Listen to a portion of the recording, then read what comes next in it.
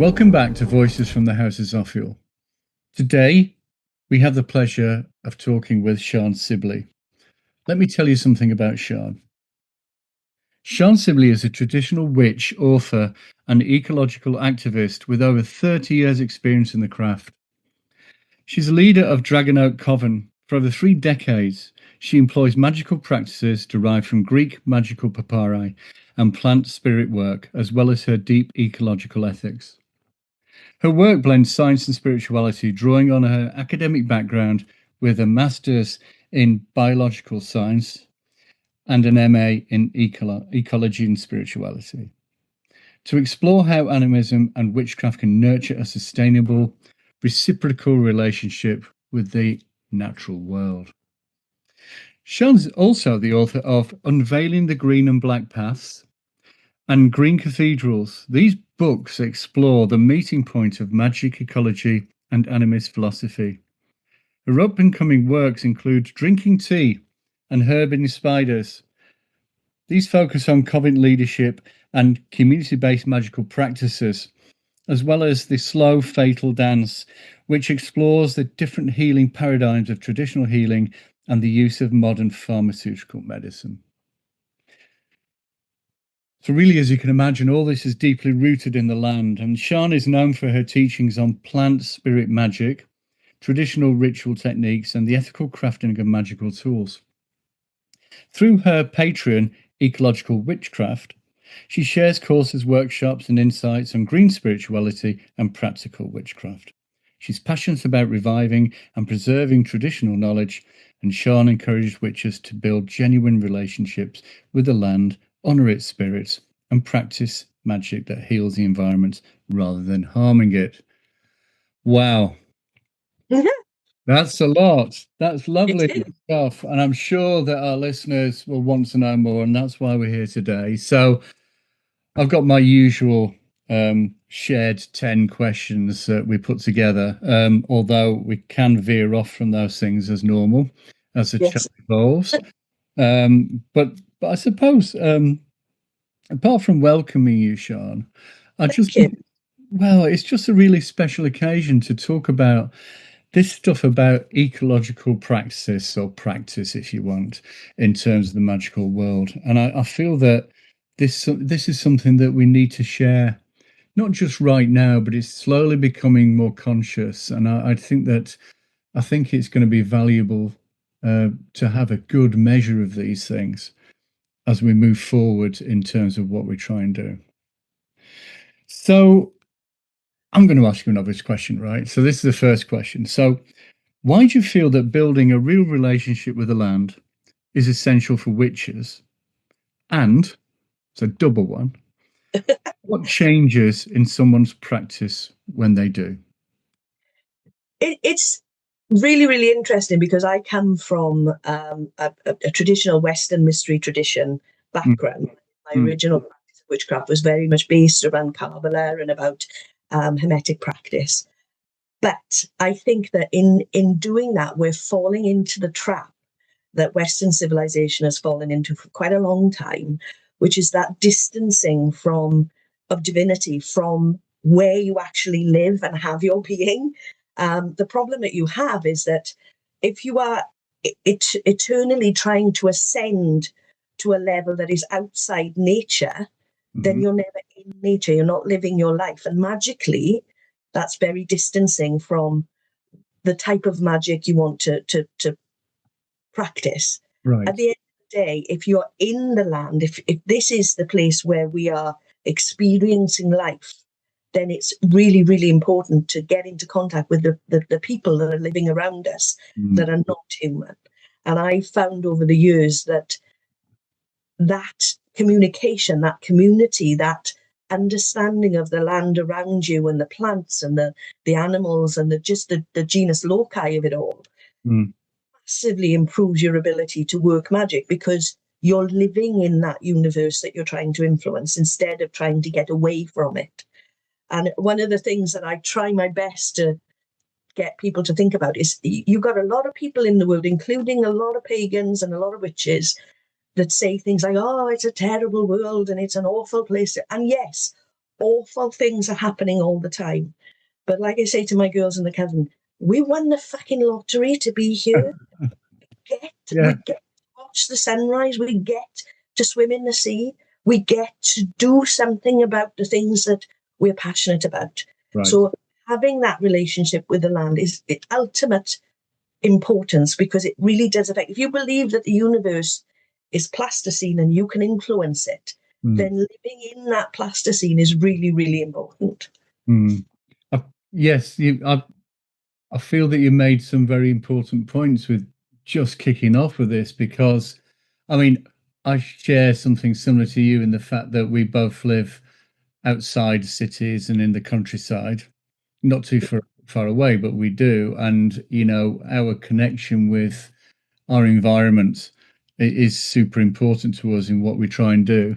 But also, I was thinking about people in towns that don't necessarily feel that connection so quickly, but it is to do with plasticity, isn't it? It's to do with how we move around in terms of our practice and what we connect with. And don't forget, underneath all that tarmac and concrete and stuff like that, it's still there. Yes, yeah. You know, and it finds a way through. There's a lovely lady that's bringing a book out in the next couple of weeks called Lynn Shaw, that's just written a book on witchcraft in cities. And when I was reading the book, because she asked me to have a little look at it, the commonalities between our practice is quite amazing. And it's almost like seeing nature within that format really, really helps the soul. And one of the things that it makes me laugh that the modern science, I read a lot of science papers because I'm a bit of a nerd, and modern science into forest bathing absolutely confirms everything that every pagan knows to their bone, that when you're out in nature, when you are with the trees, when you're with the land, when your butt is on the soil, you feel better. You feel more in contact with the real and the now. You're not imagining crises coming up in the future. You are happier being in nature, and finding it in a city is harder, but you can do it. And it's really important for people. I think so. And I think that kind of there's two things in my mind now, because that's what you've done now. You just triggered these things again. So one thing is about how people work with their magical points, their focal points, maybe their shrine or place or whatever in their flat or their room in the town or the city. And that does connect with your own environment because it reaches far and deep. And yet another one I was thinking about is that more recently we ran our fairies course, okay, which was lovely. We had some lovely people there, Joe Hickey Hall, and she did her lovely rituals and stuff like that. But one thing we did was in the grounds of the mansion place that we stay in. It's an old rickety kind of place, you know, it's not elaborate, but it's beautiful and everybody loves it. Is we went out into the grounds and we had to go and find something to connect with. Yeah. And with that, I was kind of last out because I had some stuff to do. And then when everybody's outside, I thought I better go and where it is. And the only thing I connected to was way over there. I could just see it at my eye, and it was a silver birch tree, right? Now, I've been told that I'm allergic to silver birch, but I thought, no, I'll go next to this silver birch because I just feel I ought to connect with her. And I did. And I got to a point where I thought I need to hold this tree. And because of that, a couple of weird, Joe loves this because I told her directly, guess what happened? And what happened was I suddenly had this conversation with the tree. And she told me, this is weird. She told me, I'm your mother. Now, not my mum. No, I know what you mean, though. And you're not allergic to me. You're just misaligned. And what we have to do is we have to understand what I am, all these metaphors for, so you can learn from me and be part of me and I'm part of you, and it will carry on. And it's that kind of deep inquiry of your spiritual self that comes through, doesn't it? I mean, it's incredible. I was gobsmacked for about. I work with trees, and birch for me, when I'm sitting with the birch, I've got loads of birches around me, and they're old birches, right? Birches only have a lifespan of about between 40 and 50 years. They're young trees. They die quite early. Right. But because they are trees that they start the forest off. And what I was getting from the birch when I was working with it is we need to get out of the way. We need to let younger people come through and let those ideas change so that the world change for the better. And that I found that fantastically interesting with that birch. And you're right, they talk to you, and it sounds really strange because it's not. They don't physically speak to you. It comes in the energy and in the mind, but they give you there's such an understanding of what the real is there. Yes. You know, it's brilliant. And more people should talk to trees. I think it's a fantastic thing to do. I think so. It's kind of massively underrated, and it's one of those things for me that I don't do this as regularly as I should do, but since I came away from doing that course a couple of weeks ago, and since then we've got a lot of lovely trees. We've got yew trees and don't I love stuff and fruit trees and stuff like this, but they all have their distinct time. At twilight, the air is thick, right, with this kind of energy, and it's silent, and it's like, good God, wow, there it is. This is part of my passion is to teach people about why we've separated as humans from nature, and 90% of it is this idea that God is outside of nature, that God lives in the sky and is judging us. You know, well, it's a bit crazy, really, isn't it? Yeah. Well, it's the Greeks' fault, and yes. Well, you know, we've got universe theory. Oh God. Well, maybe we're slowly catching up with what we used to know. Yeah. I think there's a move as well to listen to Indigenous people, which is fantastic because they've got what we need. Yes. Their ideology, their philosophy is what we need as white Westerns. Right. Alive. I really do think that. Exactly. And that includes all our animal friends and things like that, because it's mighty important that we have our connective aspects. And I know our three cats are distinctly different between each other, but they all have different qualities of how would they connect with us, and you know, our conversations with them. And it's that gentle strength, you know, that makes us more authentic. Absolutely.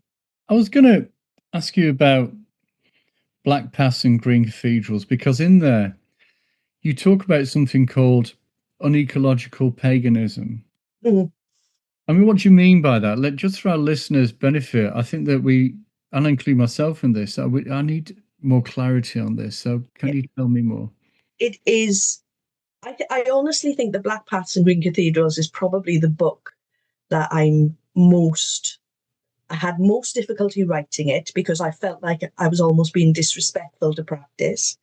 But I think it's probably my most important book because it asks pagans and witches to look at their practice directly and look at the bits that, in a way, we've fallen into the consumerist traps that we espouse not to fall into. Okay. And examples of things like, and people normally throw things at my head when I start talking about this, buying crystals, okay? There's a massive industry around buying crystals for well-being, for spirituality.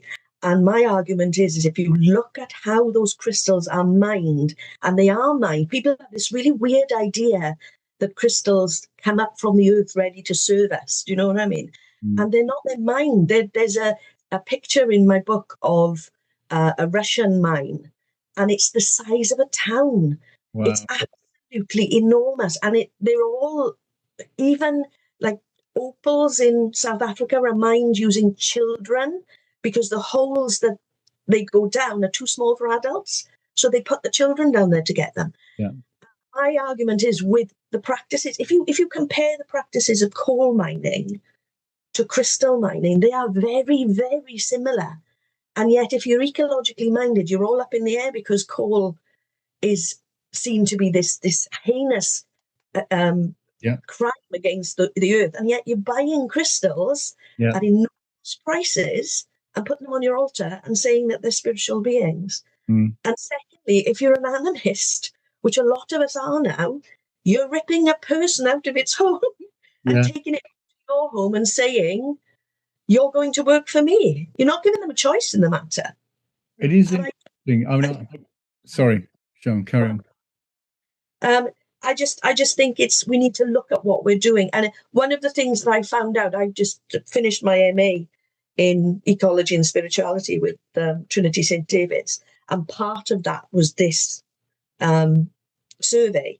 And a lot of lovely, lovely people, and they really are beautiful people, were saying things like, yes, but we only get them from the ecological suppliers.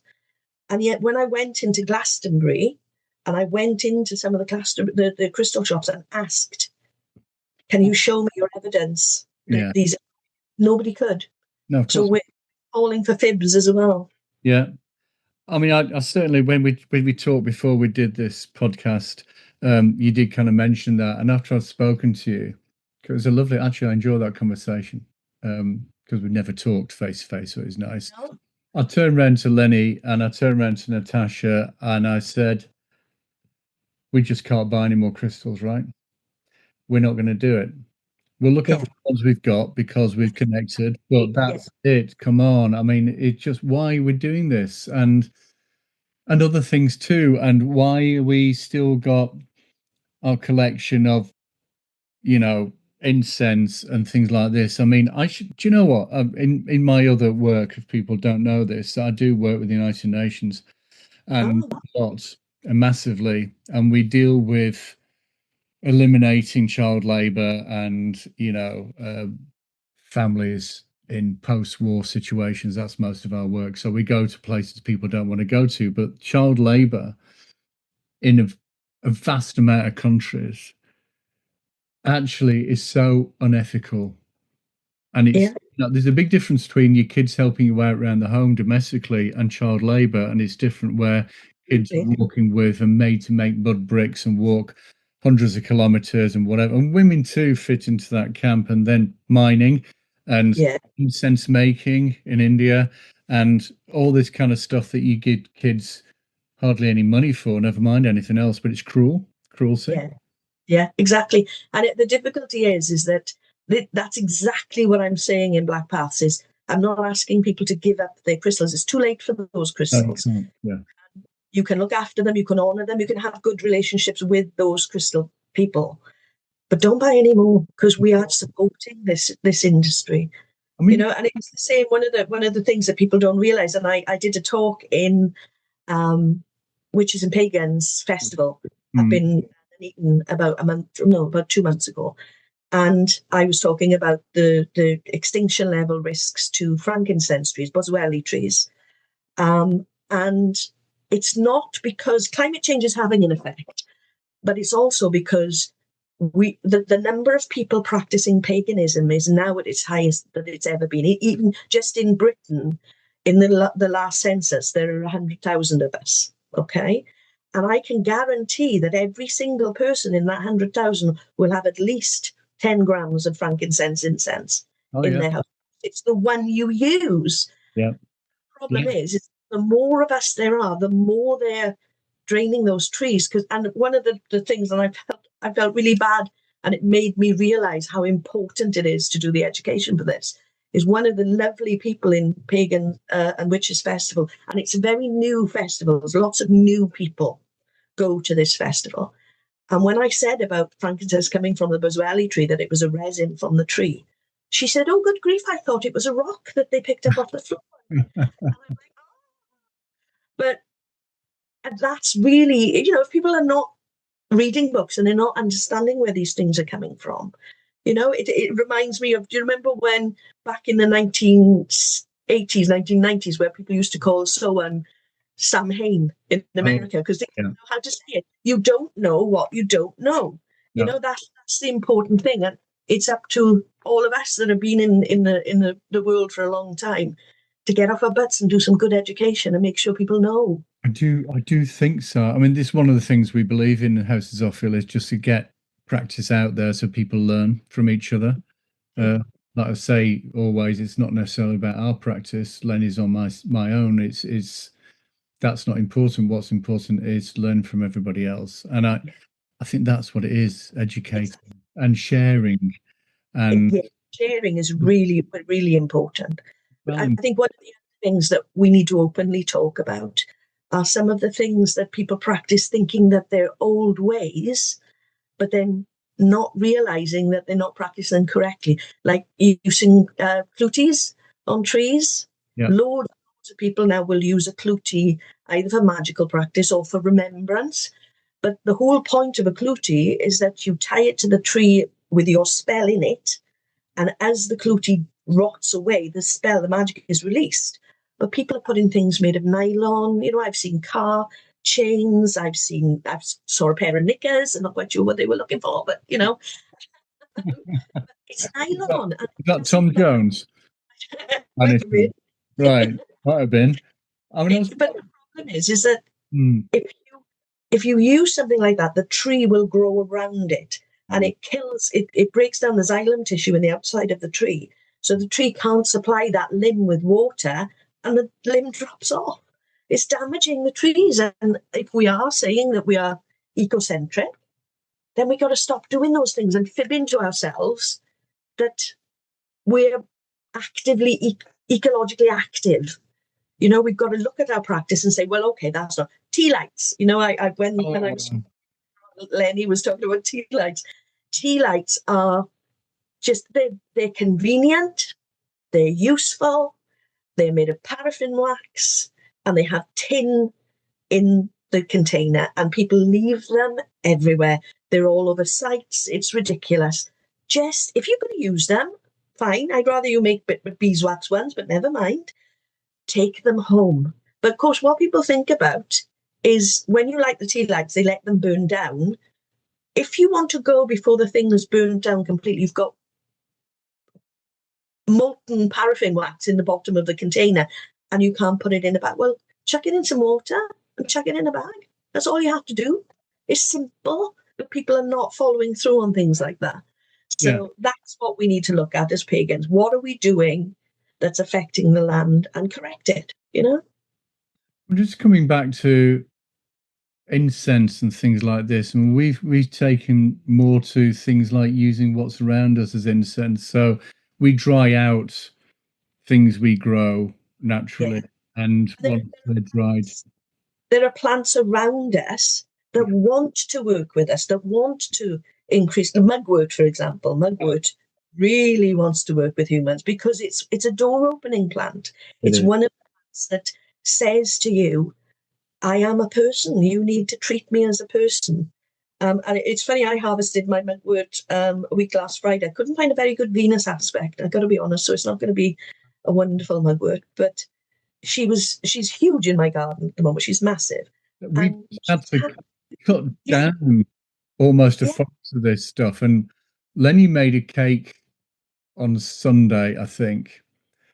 And, you know, I've just had too much this week. Like, not too much cake, but my dreams have been so huge and cinematic and not bad dreams, just like, I've no idea. I'm exhausted, right? It sounds like, but some very big gate openers and Oh, wonderful. I would recommend anybody use her as a tobacco because she smokes beautifully. I got to be honest with you, I smoke it in a pipe, so I look startlingly like Granny Weatherwax when I'm smoking. Excellent.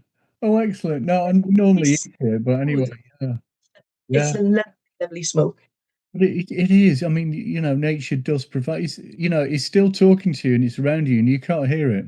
It's like that expression, hidden in plain sight, right? Yeah. But pine resin, you know, we've got pine forest around by us and they give you pine resin. Lavender burns beautifully as an incense. Rosemary is amazing. If you want to do ancestor work, it's a fantastic incense to burn. But don't just burn the incense. Talk to the plant because the rosemary it will teach you how to work with your ancestors. It knows how to do it. You know, it's one of the old herbs that they used to use in remembrance, in wreaths and so. And like these days, when you make a wreath for a dead relative, somebody you love, it's one of those ones that says mum or, you know, and God bless it. You know, if you've lost a relative, it's awful. But we don't use plants that we should be using in those wreaths. It should be ivy to represent the eternity of the soul. It should be rosemary for remembrance. all of those things should be in that wreath because it honours the ancestor. So I think we've moved too far away from the old understandings. I think so. And it doesn't, I mean, once you know, you kind of, it just makes sense, doesn't it? And I think that we just forget, or we don't, like, again, you don't know. And it also comes in things like pronunciation of things, isn't it? I mean, we've all made grand mistakes with these ones, but especially people who work with references to Egyptian practice and stuff. I mean, they just make an arse of themselves because you're so far away from pronouncing things as is, right? There are only a few people I would actually trust on that. And even in Greek stuff, I mean, Lenny speaks Greek, obviously. All right. And sometimes, I mean, I said to her, I'm not going to learn this because I know I'm not getting this right and whatever. But he said it's surprising actually how something is said, and what she tells me about sometimes is Greek magical. You know all this Greek magical, where it's in your name and you don't give it away and things like this, and you have to protect how you say things because. And I'm like, the more I think about it, I'm like, yeah, it's got a potency that needs to be looked after well. And one of the things that Bob Pliner made me laugh because we often share pronunciations, and I always say to him, in DragonOak we speak two languages, Greek and Hebrew, Welsh Greek and Welsh Hebrew. Our pronunciation probably makes the gods wince. Or maybe the Welsh. You never know. I mean, you don't know. You know, if dolphins have different, intonations, and accents, and there's no reason why our spirits should either, Exactly. kind of adopt those things. But yeah, I've just something else that you triggered in my mind in terms of letting things go, because that's part of, like, you're thinking about, attachments and things like this. Actually, if they don't disappear into the elements, they're static and they're not really doing too much. Okay. So I do a lot of sigil work and things like this. And what I recognize is that if that sigil at some point of time when I feel it's ready isn't released, burnt, sent down a river, you know, all that stuff, put in the ground, connected, it's not activated. No. We use a lot of thought form type magic. We will create and feed and that sort of stuff. But you have to, at some point, you have to let them go, because otherwise they're trapped. I mean, if you make a thought form, and I would imagine a sigil that you make would be in a thought form way, it's a living thing, as you're using it. And if you think about it, it's not good to trap something that's alive, way of being that they can't move away from. They can't grow, they can't change, they are just doing that job over and over and over again. It's not fair. That's right. I mean, actually, a good friend of mine, Simon Nugent, right? Lovely Irish guy, right? Love him to bits. Incredibly bright bloke. Is into all sorts of good stuff, right? And I haven't spoken to him for a while. It's his birthday today, isn't that weird? But anyway, there we go. Perhaps that's why I'm talking about him. And he said to me, we were talking, I've done a podcast with him, and he's talking about all sorts of good Irish stuff, etc., but also Yeats, and that's some of his big stuff. And he said, do you realize that if an egregore is fashioned in some way, if you don't build into that almost like like it's almost like physics, a half decay life, and it goes eventually. If that is not built into those sort of magical practices, they're creating untold havoc. And he said, there's possibly egregores created by people like Yeats and things like this that are still wandering around islands, just wrecking things, unbeknown to anybody else, because it's still out there. And I'm like, that's so true. If you've manufactured a living being, and all living beings by nature need to develop, and you have kept put this being in a box. Imagine how bored they'd be. So yes, they would cause carnage. Yes. I'm like, yeah, wouldn't you? I would, but anyway. So yeah, no, all good stuff there. All good stuff there, Sian. I mean, it kind of touches on something that I was going to ask you anyway about, and I think you mentioned it that pagans like to use traditional things or things that have stood the test of time, and this question about some pagans worry about it becoming mainstream. Oh yeah. You know, new things water things down, and is there an argument against engaging more with what's called the whatever the normal world is, but now The difficulty I have is Mm. we are an ecologically sound, or we hope to be an ecologically sound path. We have the opportunity to influence the world positively, because at the moment, if you look at the Christian path and the Muslim path and the other paths that are going on out there, they are not looking at the world in an ecological way. They are short-termism. They are looking at things for profit because they're very much tied up in the capitalist system, okay? And particularly when you get to the evangelical strains of them, they are not. It's just about moving on from this world. I mean, one of the things that I talk about when I'm giving workshops is the fundamental religions in this world want to solve the problems by, it's one thing, but in two methods. One is the one thing is to leave the planet.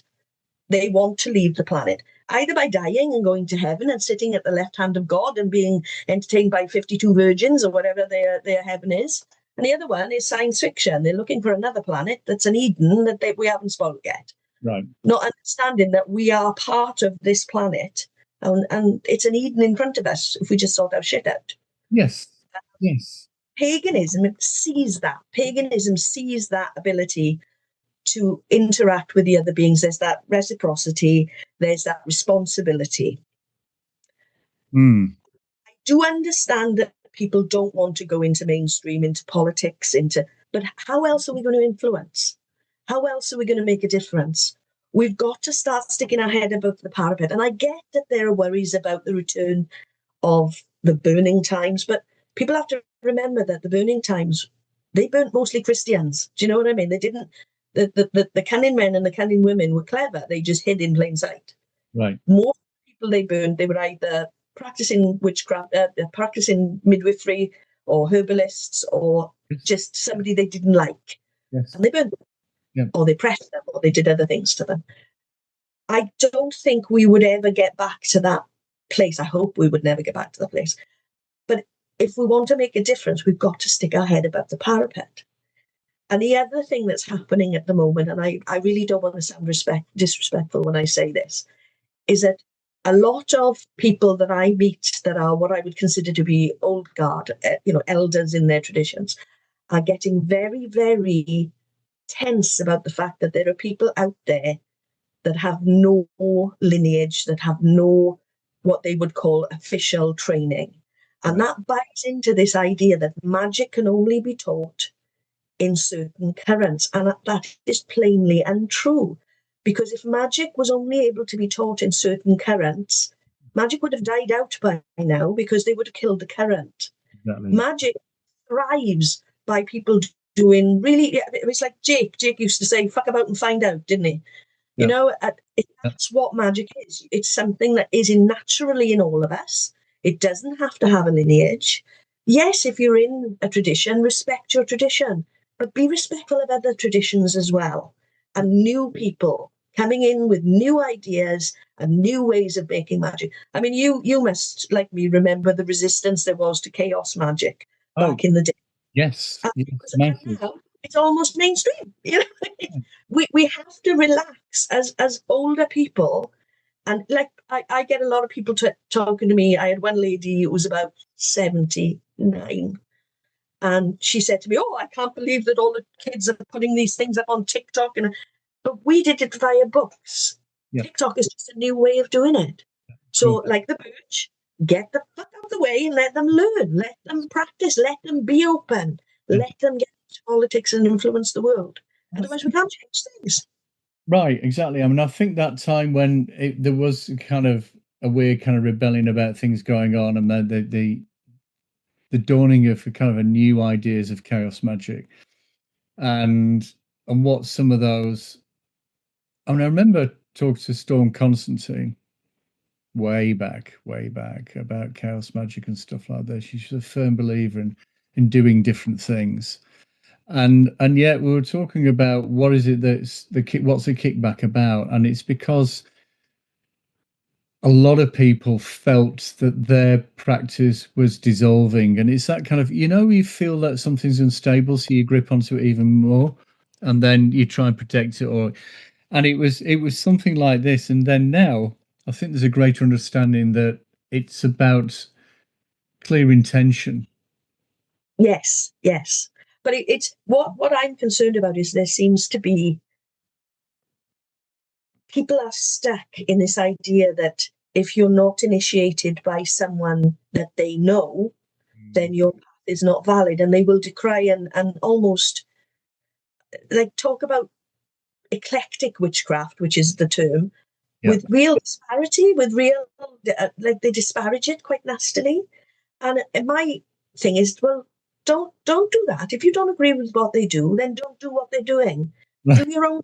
Get on with it. That's the important thing, because the more magical strands there are out there, the better, the more healthy the magical currents are. If you've got it, it's like saying that the only way to God is through the Catholic Church. You can't do that. And what I always ask them to remember is that when the Golden Dawn formed, they were brand new out the box. Nobody knew what they were doing. They were the chaos magic of their time. They were the TikTok of their generation. And it worked. And if it works, leave it alone. Let them do it. Yeah. Yeah. Things are time bound. I mean, because that's where the roots of that, and that's where they're sat, but it doesn't mean it stops developing. I think that's right, what you're saying. Exactly. In terms of animism, right? I mean, you're an animist. Yes. Tell us something about the deities, Sian. I have a weird relation with deity. I am a follower of Hecate and Hermes. Okay. But I see them as not as individual entities. I see them as forces within the universe. And for me, Hecate is everywhere. She is like the old Pista Sophia type stuff, and she is the world soul. So I will work with Hecate Physis. I will work with, if I want to work we do quite a bit of work for women that are abused. We work with Brimo for that, or Medusa. So I do work with archetypes, but for me, they're forces. They're not embodied beings. Then, yeah, right. Okay, so yeah, I strongly go with that. There's a lot of stuff out there that people buy again. Of statues and things like this, and people's ideas around particular sigils, and then they go towards, I can't really mention who I'm thinking of now, actually, but however, there are some people that are transfixed and fight quite heavily in terms of this is what it is. It can't be that, it can't be the other, it can't be this. And they don't suffer those arguments, and they're quite strong, and they're very influential right now, in fact. And yet we understand that, let's say Hecate energetically is understood in many different types of thought forms. We'll go back to that one again, but also in the way it connects with you, and the time and place, space and place, and where it's at, and what it's doing. And it's incredibly old, and yet it's malleable, right? So, Hermes, very similar. There's that fluidity in both those deities that I think is very useful, and yet we shouldn't lock it up. No, I mean we do when we do dark moon ritual, because we do that once a month, we do use a statue to embody, but that statue is not Hecate.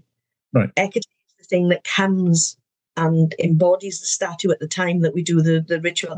But Hecate is around us, for me, within the trees, within. She is just the force of the life that we have. Exactly. You know, try.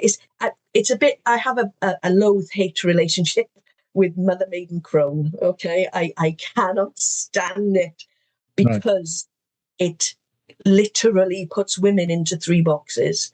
You have value because you're a maiden and you haven't been shagged. You have value because you're a mother and you're giving the world another mouth to feed. And you have value, just a little bit of value because you're a crone. I'm not quite sure why you've got value when you're a crone, just because you're old.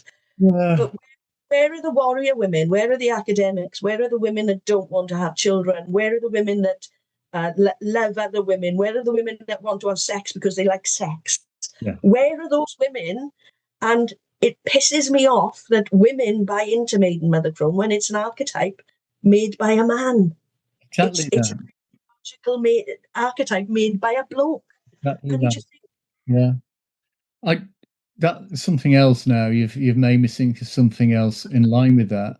I think it was when I was talking to SJ very recently, and we were talking about things like that. And I said it's interesting that we talk about the development of women. We talk about that.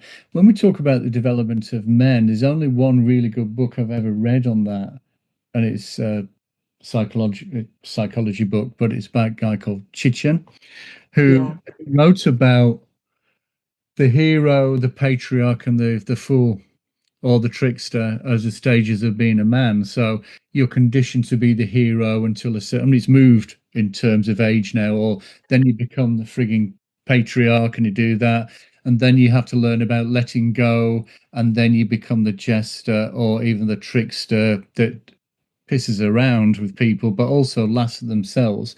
Now, I would say that value set on the development of men is kind of a very kind of choice-based aspect of realization and stuff. And then when you get what you mentioned, the maiden mother crone aspects, that it is fashioned by men originally, and it's about keeping people in their place. If you look harder at it, I mean, that's what's the matter with you? Haven't we moved on? It's more about choice, right? Absolutely. Our society, we love a box. We absolutely love a box. Yeah. If we can shove something in a box, we don't have to think about it then. We don't have to look at the extremes that actually live in our society. It's almost like we're all fucking Capricorns. Box. It's a weird thing. I don't understand. I mean, one of the things I would say about the male side of things, we in our tradition in DragonOak, we're not goddess oriented. We work with a goddess in between the spring equinox and the autumn equinox, and then we work with the god from the autumn equinox through.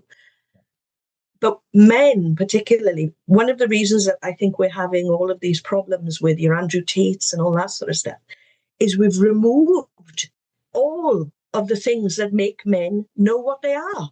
We've just asked them, especially white men, we've asked them to almost forget who they are. Do you know what I mean? It's like women now, we know that don't get me started on fucking perimenopause, menopause and all that shit. We know where we are in our development, but boys, and I see this when I was teaching, I saw this a lot. Boys don't know who they are, and they don't have the rites of passage that they used to be, and rites of passage now no longer line up with the old ideas about the integration of the soul. Yeah. Like going to school at 7 when the soul settled in the body, becoming a man at 21 when you were fully responsible for your behavior. Yeah. They've all gone, and I don't, and the rites of passage for boys now seem to be the earliest time you can have a drink, which in Wales is about 14. The earliest time you can drive a car, the earliest time you can have sex. That's it. And drugs as well. There's a huge problem with drugs. Yeah. For the, Yeah. I mean, identity is an incredibly important thing. I mean, we both share our time in education and things like this, and with youth and with um, adolescents and what happens and stuff like this, and what you recognize that what they're trying to, what they reach out for in terms of their needs, and it's a lot of it has been denied over time. yeah. Yeah, and you know they lose something that is about their identity, but yeah, there's a ton on that, isn't there? There's a whole It's a whole mountain, isn't it, that people have to work through. yeah, yeah, and also, I mean, in terms of where we are right now, astrologically, and moving and forwards and moving into different ages of people talk about moving into the age of Aquarius and things like this, and isn't it supposed to be whatever? And I'm like, hang on, this shift in things, it's incredibly volatile because it needs to do, because it all needs shaking up. However, a lot of people being hurt and damaged at the same time. So of course we're hurting from it, and yet it was coming anyway. Yeah. You know, But I think one of the problems that people have with that idea is people believe we're in the age of Aquarius, but we're not. We're still in oh, Pisces. yeah, we So are. it's and Pisces is all about that control, Yeah, and it's we're yeah. going into, and this is sort of the period where you have that crossover, which is why we've got so many things. And there was a Instagram thing about, oh, and I've forgotten what it's called now, behavioral extinction explosions. Have you heard about that? No. That's interesting. There's a theory called behavioral explosions, and it's about, if you it's done on a basic level with children. If you refuse to reward a behavior, the behavior will get worse, and then it will become extinct because it doesn't get rewarded. And this chap is saying that psychologically, he believes that that's what's happening in America and places like that, where the behavior of being racist and being homophobic and all that is no longer being rewarded. So they're kicking harder now, and you're seeing an uptick in it. And eventually, it will become extinct because they're not getting the rewards and the respect that they were getting. That's interesting, isn't it? I quite like that theory. Oh, I'm gonna look that one up. No, without a doubt. Wow, you've got me. I'll tell you what I think when I get hold of that stuff. Instagram post mine, so it might not have any basis in academia. Sometimes things don't, right? They just don't. But no, I'll have a look at that. I'm thinking of, yeah. I mean, that's still all about energy, isn't it? I mean, let's bring it back to plants Okay. and energies. So when you work with plant spirits, what kind of teachings do they offer for you, if not anybody else? If very much depends on what the plant is. For example, you were talking about yew trees earlier. I have a huge relationship with a 4,000-year-old yew up in Llanfaglan in the Brecon Beacons. And I went into a relationship with him. It took me ages because they're so slow.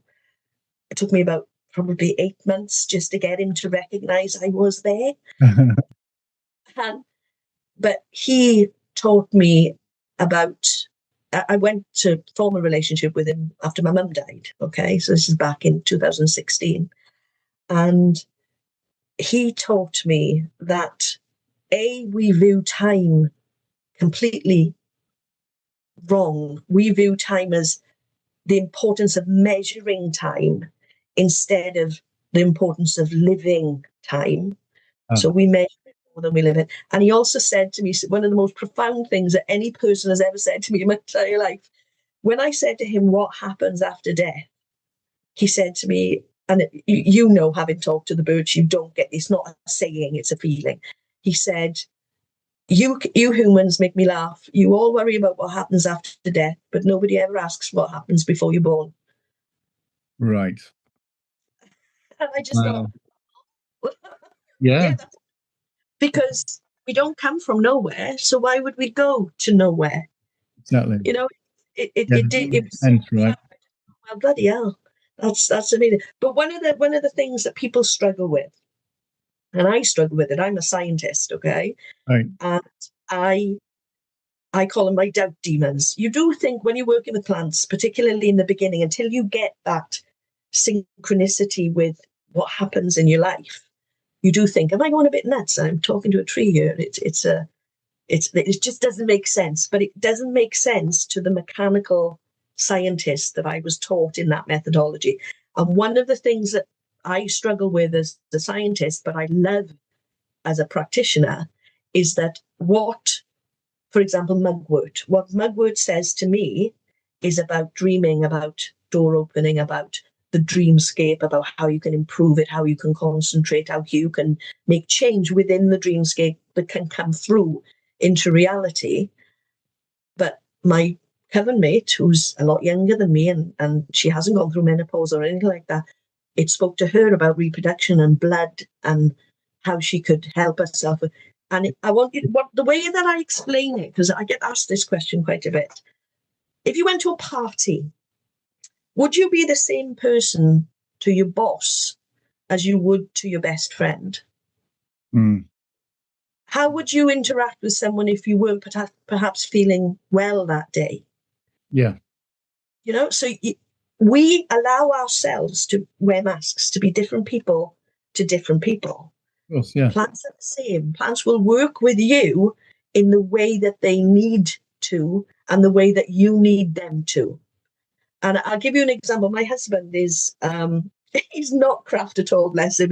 He puts up with a lot with me being in the house, okay? 30 years of study nights when he comes upstairs and plays on his computer, bless him. He hasn't got a craft bone in his body. He's atheist, okay? So we went to the garden centre one day, and he was really, really attracted to this plant. And he was touching it, and he said, oh, we'll have some of these. We'll take them home. They're really lovely. I really like them. So we took them home and we planted them. And for the week after we planted them, he was playing with them a lot. He was going and smelling them and touching them. And I thought, oh, something going on here. So I looked up the plant. The plant was scabious. And when I looked it up in Culpeper, it treats excess mucus and excess acid in the stomach. And Wayne has syndrome and asthma. Right. So the plant there was saying to him, hi, I can help. I'm trying to attract his attention. And one of the things that I found when I'm talking, it's why my book is called Unveiling the Green, is we are essentially plant blind because plants have been around us since humans arrived on the planet. We literally don't see them until we are ready to understand that they are what we need. Okay? Yeah. Do you want me to ask my husband just to turn the vacuum cleaner off? Can you hear that? No. Actually, what I've realised about Zoom, which one good thing about it is it cuts out background noise automatically. To turn the vacuum downstairs for some reason. What's happened here, I can't tell you. So I'm a bit thankful for that. And also, I'll just enhance our voices when I process it. But no, it's not a problem. If you've got a vac, you got a vac, right? But actually, the thing you pointed out, which I'm going to think about this a lot, because my training's in, since I left education, it's all psychology and psych. So this is a lot of what I get involved with. This idea of plant persona, I love that. I really love that it will have a persona that works with you, because that's how it connects with you in that particular way, and the properties of what it's able to share with you and you with it, right? I mean, it comes back, stuff like this. So I really like that. I think that goes very deeply with me. In terms of plant spirits, we are surrounded by it, and yet we can't see it. Like you say, we're plant blind. But one of the things that's coming up more and more and more, there's lots and lots of research in the scientific community at the moment around plant intelligence, almost as if intelligence proves persona, okay? And one of the most amazing experiments was done by a lady called, oh gosh, I've forgotten her name now, Monica Gagliano, okay? And she did, Dr. Monica Gagliano, I must give her a title. She did an experiment where she compared the reflexive results of a rat in a drop cage And as you're probably aware, if to test intelligence, in order to predict outcome, you have to have imagination, and imagination denotes intelligence. Okay. Right. So what they did, the rat in the drop cage, they dropped the rat 7 times with the rat, the reflex action kicked in, which is autonomic nervous system. No, protecting itself. So it was trying to protect itself. On the 7th time, the rat didn't react. So what happened there was the rat imagined outcome that was not going to damage itself, and then decided it didn't want to waste the energy by having its muscles contract, so it didn't react. Yeah. They put the rat in the cage a week later, and the rat reacted in exactly the same way with the reflex actions up to 7. So that, in the mind of the scientist, proves the intelligence of the rat because of that imaginative act. Okay. Yeah. Monica Gagliano put a mimosa plant, which is the one that closes when you touch it. Yeah. So it's got a reflex action. When she dropped the plant, it reacted to the drop to close its leaves to protect itself and its photosynthetic ability. That's why it does that. She dropped it 5 times. On the 5th time, it stopped reacting. So it stopped reacting quicker than the rat. She put the mimosa in the apparatus a week later, and it didn't react. So not only did the mimosa have imagination to imagine outcome and prevent energy loss, it had memory as well. Yeah. Right. Okay. So what's my take on that one? You remind me of the work of Seligman, or one of the big positive psychology people, Pennsylvania University, right? Yeah. And he talks very eloquently, still does, about learned helplessness. And it's exactly that. I mean, unfortunately, when they did all the tests and whatever, I don't think we'd do that now as quickly with beagle puppies and stuff. But anyway, put that aside. That what he recognised is that when the beagle realised it couldn't get through a maze and the trapdoor, it stopped doing it, even though the barrier was lifted, because it had learned that you can't go through that space. And it's what we do in terms of when we firmly believe we can't do something or we self-limit, that we've learned it because we remember so many times. I don't know how many, like you say, could be 7. That's quite a cool number anyway. That builds our self-limiting belief, and why wouldn't it be different for plants? Yeah, but the bit that frustrates me is that general science community admits the intelligence and the persona of rats. Right. To admit the intelligence and persona of plants. Right. Says a lot, doesn't it? Yeah. It's a little bit like, I think it's small steps because it is coming. Do you remember probably 20 years ago when people used to say that fish didn't feel pain? Oh, right, yeah. It's gone out the window now, hasn't it? Everybody knows that all things feel pain. But it's that old man is the most important thing, and we're the only people that can be intelligent and perceptive and imaginative, and that will come, I think, in the future as people more qualified than me go on for it. Yeah, it is too slow, the move towards that. I mean, Lenny, obviously I talk about it a lot, but she's vegan. I'm not vegan. Yeah. Far off. However, I eat fish. And knowing that fish feel pain, obviously, what is it going to take me to change that condition in me when I don't eat any other forms of things? In fact, even in terms of fish and wildlife, I refuse to eat octopus because I realise their knowledge base and intelligence and whatever. Why did I do that to a trout? I mean, it must be the same, right? I am slowly changing, but not quick enough for me. Is it that for me, and I'm not a vegetarian, I do eat meat. I try my best, because I normally get my meat from a local farm, to know where that meat has come from. But we can't move away there's a lady called Val. Oh, I'm terrible with names at the moment. She's a wonderful, she's passed away now, bless her, a feminist ecologist. Yeah. And she was saying that we have to involve ourselves in the natural world. We cannot move away from the natural world. because in doing so, we make ourselves outside it. We make ourselves more, and being not vegetarian helps that. It makes you more in that natural, because the natural world is not kind. It does consume. Yeah. You know, it is part of the natural thing to consume another thing. And vegetarianism and veganism, I worry about veganism myself because of the processing of the foods. I do wonder, and I have massive issues with the fact that our food, it is completely fucked with. I've got a little chapter in Black Paths called "What the fuck have they done with the wheat?"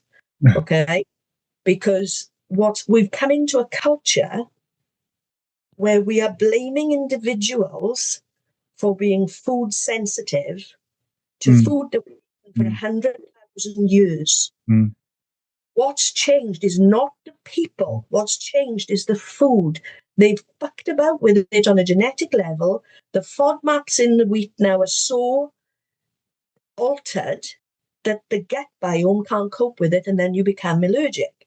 What's happened then is the very, very industry that has fucked up that wheat is now selling you other foods because you are allergic to food, and that's your fault. So you must have different foods. Look at the fact that we need to go back to the old grains. Well, absolutely that. I mean, there's an amazing amount of intolerance about all sorts of stuff these days. I mean, I would say that in terms of my ethics, I think that I do understand that for myself, right, that I don't really want to consume stuff from other animals. And I think that's just something that I do believe. And yet I don't think I particularly go around looking for blame, actually. It doesn't feature in my life that I'm not pointing my finger at anybody. I'm just going, well, for me, this tends to work really well for me. I mean, health-wise, it works well for me. Other people, it doesn't work well for. Yeah. I think you have to choose carefully. I think one of the things that our ancestors did, my gran definitely did, was my gran never ate meat every day. You eat meat, it was once a week on a Sunday. And then if you had meat, you just kept that meat eking out. Dr. Val Plumwood is the doctor I was thinking about. I just remembered her name. It is important that we know where our food is coming from, and because you're eating plant spirits, and one of the things that I worry about considerably is what we're doing to our teacher plant spirits, like things like cannabis, tobacco. The fact that people are getting cancers from tobacco is because it's been disrespected so much. We've put so much shit in it. There's so many genetic modifications to make them, particularly cannabis. We've made it strong. I mean, right, if I'm walking down in Turin, I'm walking the city centre and I work in certain parts of the city centre, right? You can smell the cannabis in the air, right? And how come? I remember 20-something at art school where it was just a requirement, right? I mean, that's just what you do. Regard anything going, I'll take it, right? And how come then it didn't smell so gross than it does now? It smells like shit. I mean, it's just disgusting. I mean, I wouldn't know, right? And that's because it's been modified to such an extent that it's not the same thing, right? It's even worse than that. It's things like cannabis is same as ayahuasca, same as psilocybin. They are commercial entities. We have commercialized them, and in commercializing them, you make them stronger, you make them easily accessible, and you remove the ceremony from it. And that's where you hit the problems. Okay, that level of disrespect where you can smoke a cannabis joint on the bus going to work. There's no interaction with the spirit. You're just getting it to get jolly. One of the things that I found out, and it was when I found it out, like my jaw hit the floor. Ayahuasca. Ayahuasca is probably one of the most shamanic and just amazing experiences that you can have. In America now, they're sending American businessmen on team building exercises because the act of having that experience together bonds them as a team. Crikey. Not only are you going to kill that plant off because of overuse, but what mindset is that to pay respect to a plant? Isn't it? I mean, I wonder what Graham Hancock has to say about that one, but I think that, yeah, exactly. Terrific. When I was doing research into, like, because what's happening now as well is because so many people are wanting it, the way that the people, like most of the people that provide these workshops are Indigenous people, but there are now people that have been supposedly trained by Indigenous people that are bringing it further in. And as they do that, it'll become more and more commercialized. Yeah. And the respect for the plant has gone. I think I shouldn't say I am, but there's a big chance, if I'm lucky, there's a piece of work I need to do because I want to, if I can get it, in Guyana, right? Oh yeah. And the problem with there is extreme amounts of poverty and extreme amounts of tourism. I mean, when we worked in Belize, right? And you get that awful kind of, and let's be careful what I say about where their tourism comes from, but I think that it's incredibly damaging and it waters down, if not starts to erode, people's natural feelings about the Mayan culture that's still living there and others. And, when you're close to rainforest, when you're close to forest per se, it's an intrusion. Yeah. It's rude, right? It's a forced. If you could, it's a forced relationship, isn't it? It's you are trying to get the same experience that someone who has lived in that culture and whose families have lived in that culture for millennia. And what I find is one of the things I talk to people about when they're making their own tools is the fact that some plants will say no to you. Okay, and you feel that energetically in your chest. I feel it in my chest. Other people might feel it different places. And it's about the fact that we, as Western culture, are not used to the word no. So you imagine now that you are an American or a tourist from another country, and you go over to these, and the plant says no, and you force that connection. You are going to get a bad connection. It's exactly like the old. You go in, you get the trip you deserve when you use psilocybin. If you with the poor psychology, you will have that trip. Yes. Same. It is. It's the plant just saying no. It happens quite a bit. I had it with blackthorn. The first time I tried to work with blackthorn, quite clearly didn't want to work with me. Buttercup. Oh my God. Buttercup is a foul little plant. I love him to death for his foulness. But it really aggressive. It was really made me feel quite sick. And it was funny because I thought it was a sun plant and it's not. It's a Mars plant. She's really horrible. A bit of Yorkshire Terrier, right? Exactly that. Yeah. And the way it came to me was as like a corporal in the old English army, one of these bitey like chaps with no actual power, but just likes the sound of their own voice. Yeah. Oh, he was a horrible thing. Oh wow, that's cool. I mean, I am. When is it? I don't know. In the autumn, I'm talking to Julian Vane. I'll be quite keen to get his aspects on that as well. Yeah, he's talking in the online conference for us in November. Yeah. It's going to be back then because he's got a new book, hasn't he? So that would be quite cool. I mean, talking about this, right? I mean, talking about these sorts of things about being aware of stuff that, I mean, it fall into why you believe witches need to examine their practice, right? I mean, if they don't, I mean, what's the danger in that?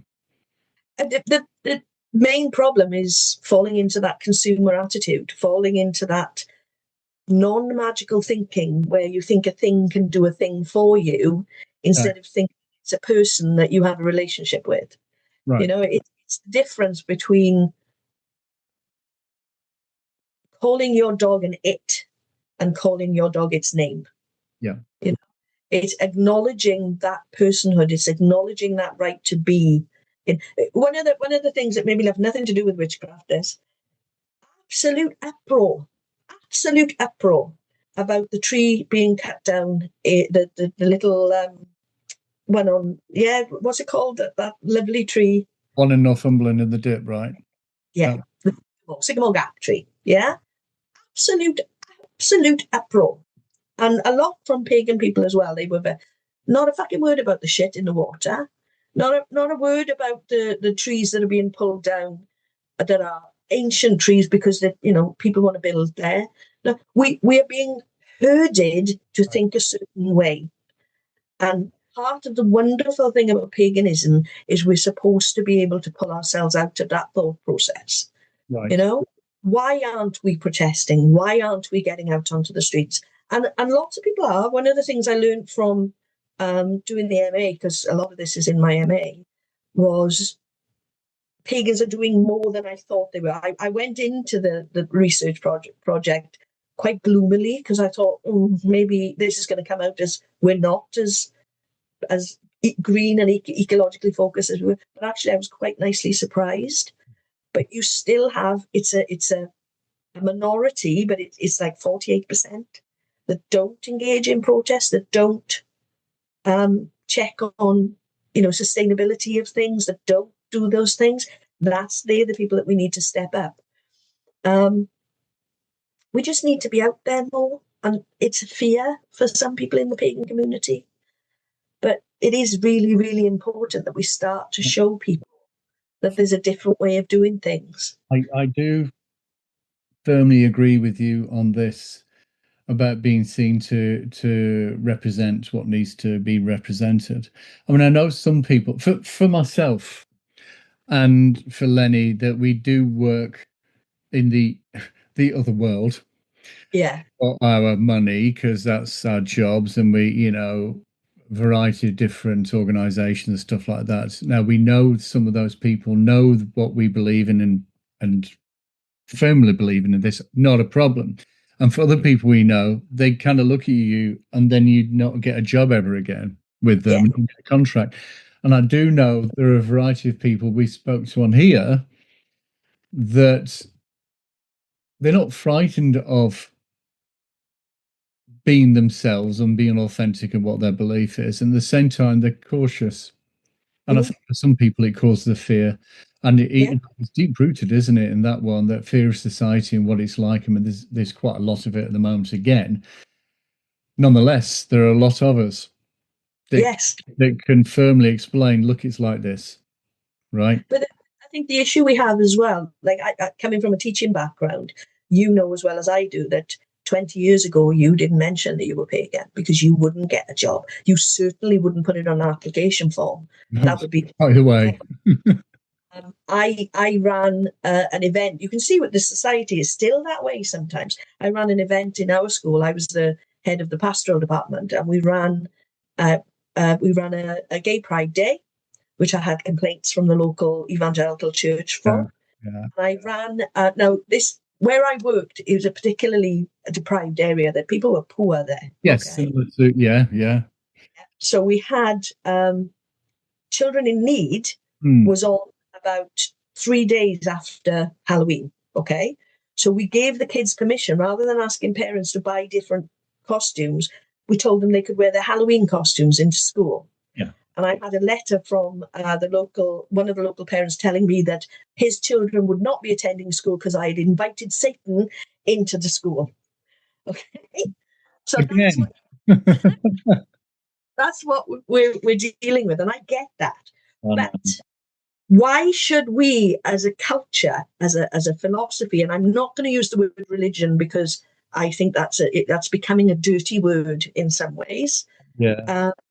Why are we who are ecocentric, who are not abusing children in the name of a priesthood, who are not planting bombs in the name of our religion, who are not genociding in the name of our religion, why are we not confident enough to come out and say this is our path? It's exactly the same type of path as Indigenous peoples from America, from Australia, from, just because we haven't got that deeper root, doesn't mean we're not authentic, doesn't mean we're not valid. And we need to start shouting our noise, otherwise we're never going to make a change. I mean, I think we, the majority of people, and they're not stupid, and I think we talk well and with authority, and I think we have to talk well. Otherwise, he hasn't got a voice, and you can easily be stamped down as, well, these kind of crazies. Just crazy.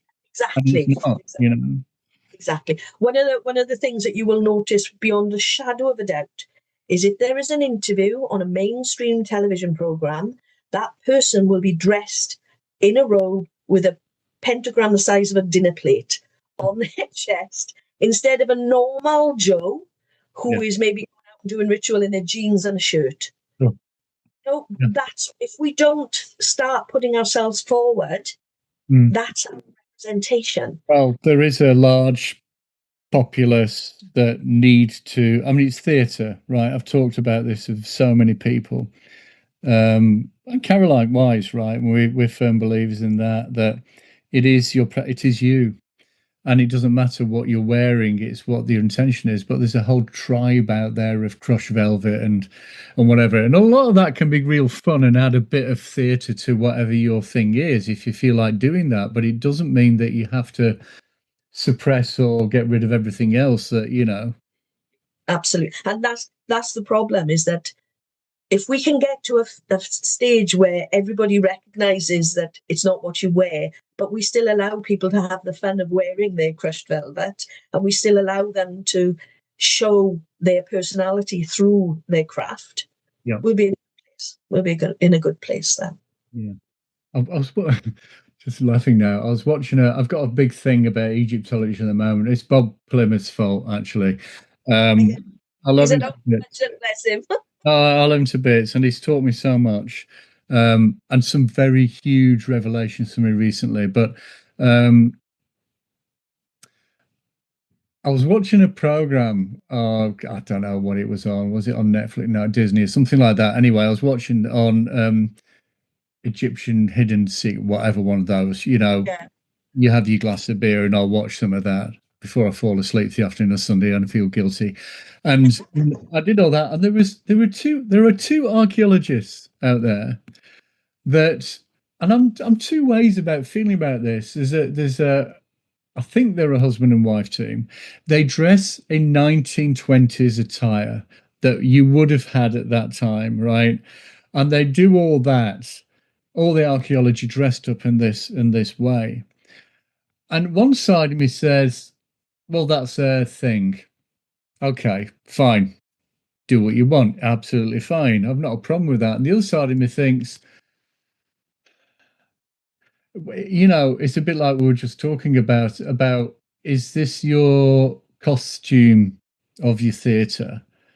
And how much does it help you? They're both professors, doctors in this, that, and the other. And yet, does it matter? And I just interesting, isn't it, how we put ourselves across and whether it does ourselves any favors or not. The weird thing for me, I always remember going to a camp once, and if I'm in a camp, I will wear jeans and a shirt or a long skirt, but I won't wear the sort of ultra hippie type stuff. Okay, I am an old hippie, but that's just the way. But one lady said to me one day, "Oh gosh," she said, "you don't look very pagan." And there lies the problem: is unless you do the dress, some people don't acknowledge you as knowing what your shit is. You know. It's to do with the credibility thing. And something I learned ages and ages ago, that if we had to run courses for managers, can you imagine, right?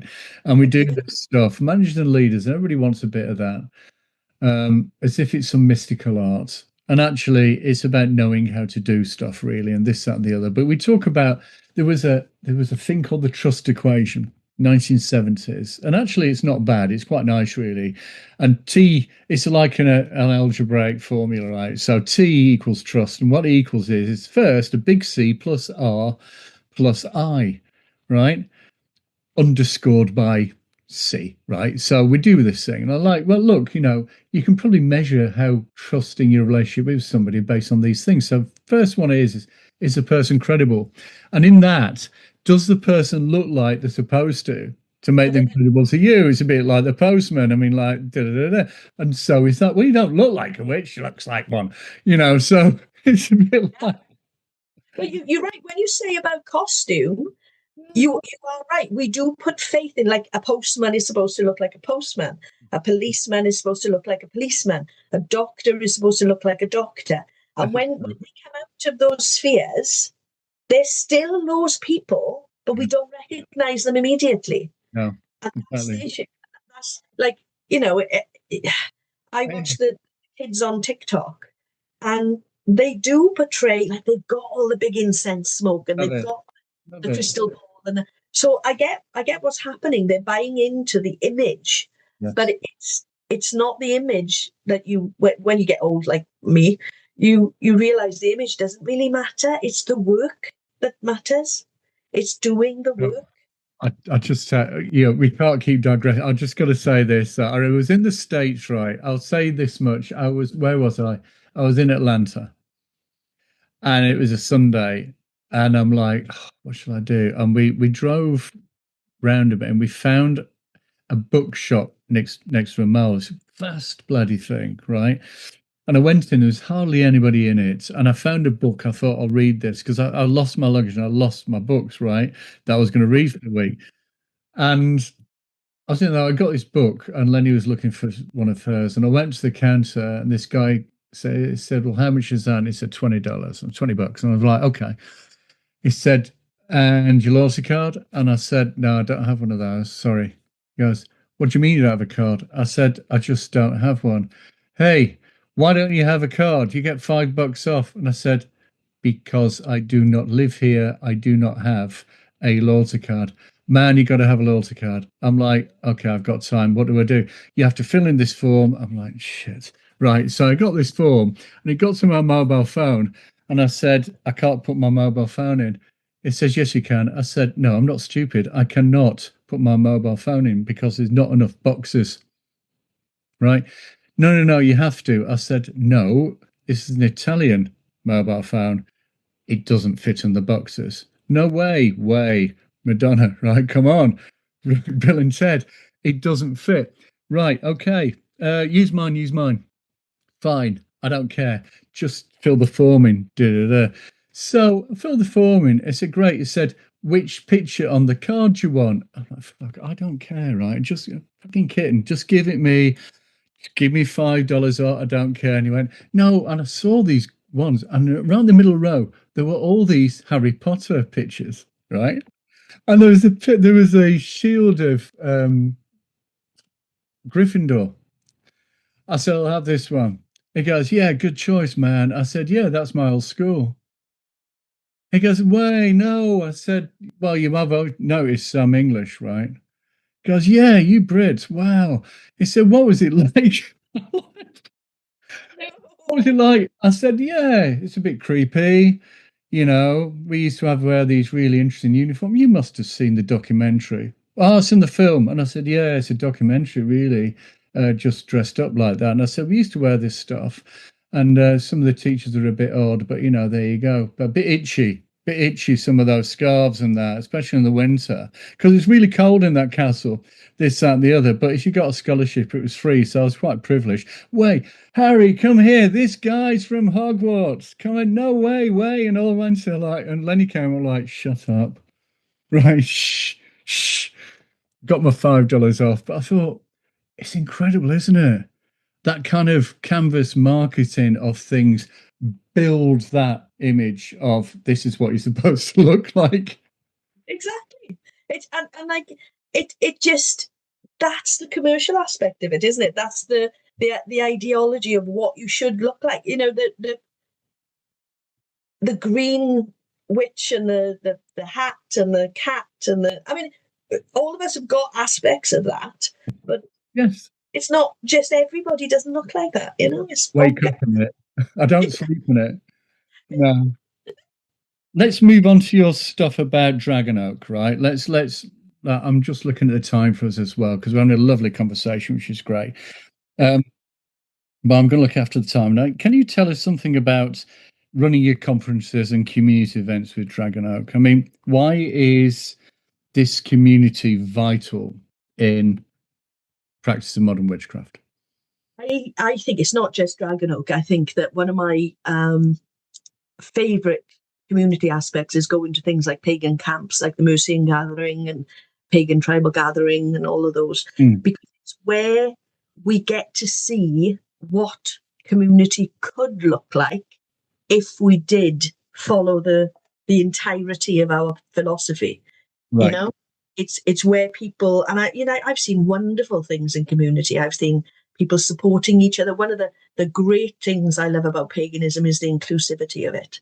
The fact that you can literally go anywhere and be anyone and be accepted for who you are. I love that part of it. Community, for me, I think is the most important aspect of our path, because it gives people a home.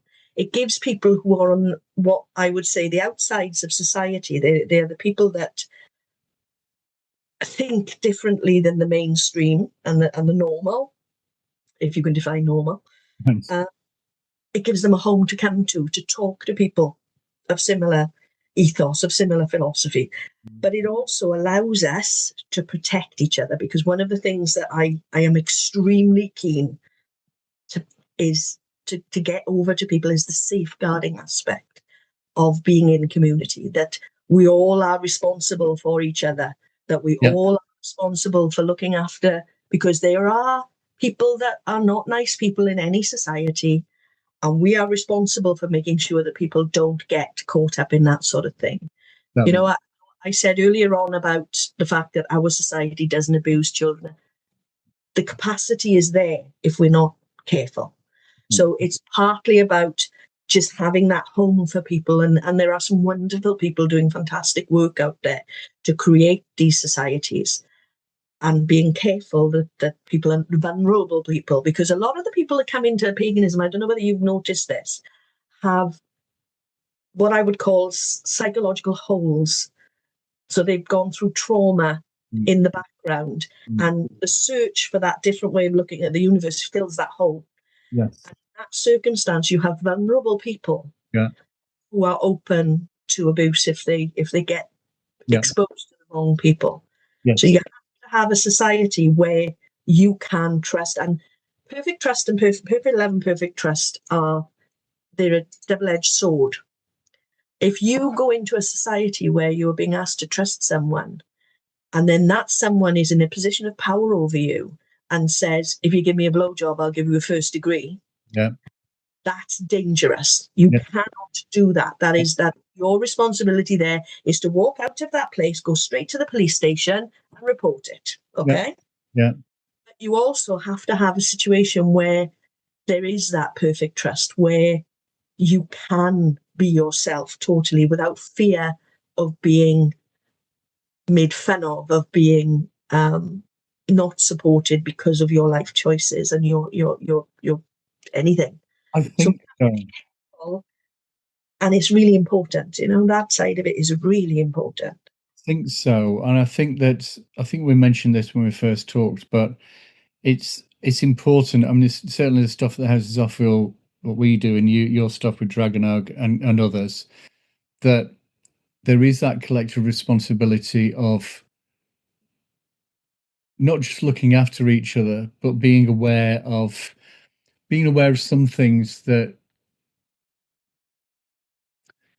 present themselves that we need to look after and be careful about, and have the right conversations with people so they feel okay, and at the same time they're not going to be suffering any form of abuse or led down a path which is going to harm them. And I do know several people fairly well that have some of those needs from things they have gone through, and yet at the same time they need a lot of encouragement and support so they can challenge some things they've suffered from at the same time without being I mean, we can all think psychologically and not be psychologists, right? If we think about it.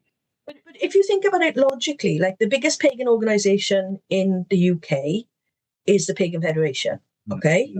Do you know who the safeguarding officer is? No, I don't actually. See, that's the problem. Those things are not advertised enough. And they need to be, because if you know you've got someone you can report this to and they will help you to take it further if you need to, those names need to be out in the public domain. And we're not doing that well enough. Yes. And and the other thing that I think community is really important for is to allow people, like, I'll give you an example from my karate background. I'm a 4'11" female, okay? I am also a 6th Dan in Kang Sudo, okay? If I hadn't had an instructor that said, you can do this, you are perfectly capable of doing this, go on, push, push, push, push, I would never have been realized that I could be that. And we have to have that in our communities as well. There's very much sometimes a case of daisy cutting, where you cut the tallest daisies. We shouldn't be doing that to our people. We should be saying, go on, do it. Really, push people. And if you have a student who is a better teacher than you, don't put them down because they're a better teacher than you. Push them forward and let them take over. They're an asset, right? Exactly. But we to learn, teach it yourself, right? So come on, all that kind of good stuff. Yes, lovely. I think it's really important. I'm just looking at the time, Sian, for you, right? I don't want to keep you from your life today and things like this. It's been lovely, and I think there'll be some occasions. I'm pretty sure somewhere, probably next year, we need to talk about doing something together. That would be super cool. That would be amazing. I would love that. Right? That would be lovely. Let's talk to you off podcasts for that one and see what's happened. Now, you've got just to finish off, you've got an event coming up in November, right? Can you tell us a little bit about that? Yeah, we do quite a few conferences around Britain, but our big one is in Cardiff on the 1st of November. It's called the Earth, the Sea and the Sky. That's our focus this year. And we've got some amazing speakers coming along. We've got Sarita de Est is coming to talk about Hecate. We've got Mark Norman, who is a fantastic speaker on folklore. He would be somebody that I would recommend for Houses of Fear.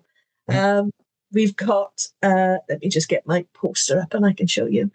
Anna Franklin is going to talk about house spirits. Brett Hollihead is talking about liminal goddesses of the borderlands. We've got Elizabeth Brooke, who's a superb astrologer doing the astrology of earth magic. And Halo Quinn then is working with the fairy.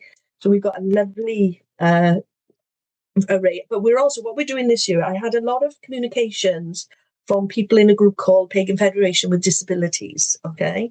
And they were complaining that not enough conferences in the UK are being put on online so that they can achieve. So we've got, on the 1st of November, we've got the live event in Cardiff. And then the week following, we've got the online event. And that one is speakers. We've got Jack Grail coming to talk to us. We've got Jack Hunter coming and talking about ecological things and magic. We've got Sarah Mastros coming to talk to us. We've got, what else have we got? Chris Hughes is talking to us on the online one, Mara Starling. So we've got a really good range for everybody. And what we're trying to do, one of the things that we are really passionate about is we try to keep the ticket prices as low as we can so that people can come. So we are charging, it's £50, but that's for the 2 conferences. Right. So trying to keep that as low as we can. Great value. I mean, we kind of recognise that in the kind of stuff we do. In fact, we were called out for this by Foolish Fish about one of the conferences we're running. This is the one at the end of summer, the end of this month. My God, it's August, isn't it? With Peter Mark Adams, and the price for it was incredibly low. And they were saying, "Yeah, but why it's so low? It must be fake. It can't be real." And I'm like, "You're joking, right?" And the people that are coming from different countries are all well-known astrologers and things like this. And I'm like, no, we do it so it's affordable, and you are going to pay for your own flight, you are going to pay for your own accommodation. This is just the tuition, but get it reasonable. Yeah. Greedy, right? I understand all that, but no, come on. I think one of the things that we pride ourselves on in our conferences is if we make a profit, we always feed that back into the speakers. So because that way then they'll come to more of our events, so we get more, and B, that's their living. Do you know what I mean? At the end of the day, that's their living. They're making their living from doing that. So it's not fair that I take a profit on what they are doing. Right. The profit we take is normally pushed back into hall fees. The place we've got this year, Leonardo's, is a little expensive, so hopefully we'll be able to find somewhere else next year that's less expensive, and then we can take the ticket prices down. I think it's a real art, isn't it? Trying to get all these things to run, and it's not about making the profit as such, because a lot of get fed into actually getting the thing to run. But you are absolutely correct, though, in that people equate, because like I put on workshops, I do online workshops for people that can't get to big workshops, right. And when I priced them at £10, I had 3 people. Right. When I priced it at £30, I had 10 people. Yeah. I do not understand this equation with cost and quality. It makes no sense. It doesn't make sense. I think there are a few people who said that to me. It's just finding the middle ground somehow, that it seems important enough in their heads, and that they can afford it, so they come back again and good stuff. But anyway, I'm going to wrap it up, Sian, because we could go on, I'm sure, for ages. It's been lovely. Good. So much information. I'm sure the listeners have really enjoyed this. I mean, it does go out. We've got listeners in the States going all the way across to Australia and the countries in between. So even Russia. So there's some good listeners in there. They're all free anyway. So, it's just nice to listen to what you've got to say. It's so important. And I do resonate with that hell of a lot. All right. So it matters to me. So I'm going to say bye-bye now. And thank you for having me. I've thoroughly enjoyed. It's a pleasure, and we'll talk again. All right. Okay. You take care. Bye-bye. Bye-bye.